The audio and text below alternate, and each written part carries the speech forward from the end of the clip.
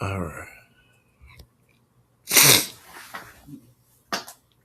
All right. What we got here is Tyrone Brazilla, accused of killing his wife, driving with her body. Baton Rouge and Memphis investigation. Accused Tyrone Brazil, 50. Victim Lanessa Bradford, 50.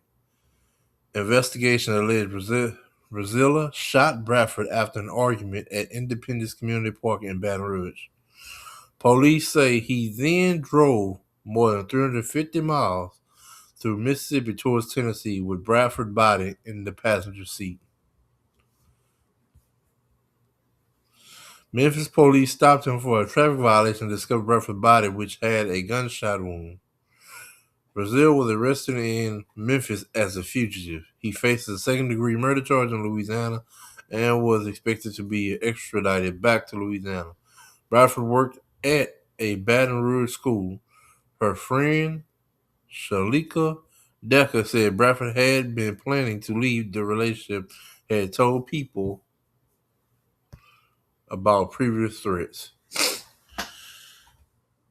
That's the white clinical version of a description of what happened.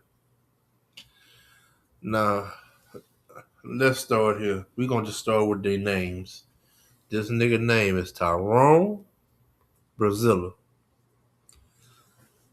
Let me tell you something. Nobody named their kids Tyrone no more. That man 50-year-old named Tyrone. You don't meet too many Tyrones even in the 50s. She should have already knew something wrong with that nigga. Now this last name, I've heard a lot of Louisiana names. I ain't never heard no nigga with a last name Brazilla. He sound dangerous. Victims: Lanessa Bradford. Lanessa, it's the nigga's name for me. It's the nigga names. Hopefully, going in 2026, black people delete nigga names and they give people real, basic, generic names. Because, mind you, these people is not millionaires and billionaires naming their kids. These people is going into the workforce with names like this. Anyway, Lanessa. Now, they say she worked at a school, right? And her friends say she was going to leave. Let me say this about abusive relationships or people that got something domestic violence, George like this. He didn't just come all the day and decide he was going to just kill somebody and it was going to be her. If she been saying she was going to leave a relationship because of previous threats, more than likely they got some form of domestic violence in their history already. Whether it's she on him, he on her, something was already going on. You know, not too many men going to wake up and say, hey, about to go ahead and kill my longtime girlfriend. Now, this is the part that got me about all this shit. Obviously, something big must have happened in a situation for this shit to take place. That's the limit that they give us at this moment. Let's see, when we go looking for more details, what they got to say about this. Because ain't no way he just had a psychotic break and snapped.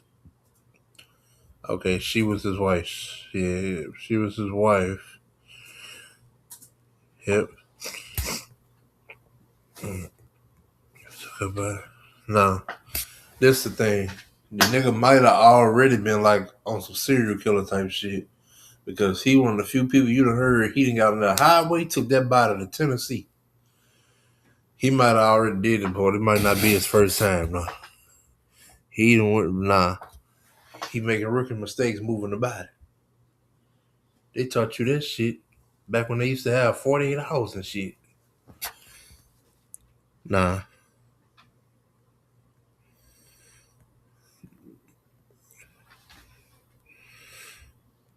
And check this out.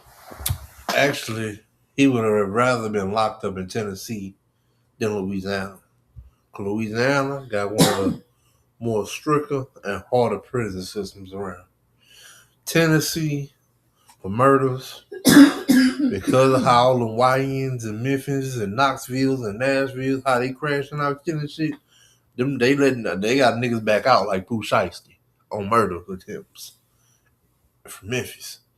They got niggas back out on murder attempts from Memphis like Finesse 2 times. With this, he's a regular guy. He's going to jail forever, 100 years. He ain't making no bond.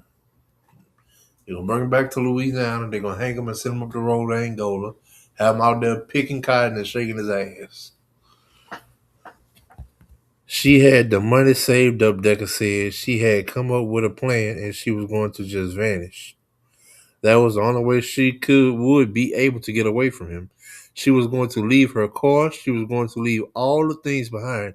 She had been in touch with her family that was out of town, and that's how she was going to make this move to get away. Decker said Brazila lived with mental health problems and had threatened to kill himself or his wife when she previously said she was planning to leave. There it is. That right there is where it's at right there. She knew the nigga had mental health problems. When you catch somebody staying with somebody that finds out or knows somebody got some mental issues, they together for a reason. She probably had some herself. Now, for the life of me, why would you be with somebody that you knowingly know got real mental issues? It's beyond me. I think what happens with some people is they know that this person with these issues, they're going to be here. And we can make something happen. We can make something work. Let's go on. Bradford was employed at a school in Baton Rouge, and colleagues asked police to conduct a welfare check when she missed several days of work. In the U.S., more than half of female homicide victims are killed by current or former male intimate partners, according to crime report data cited by the Centers for Disease Control and Prevention.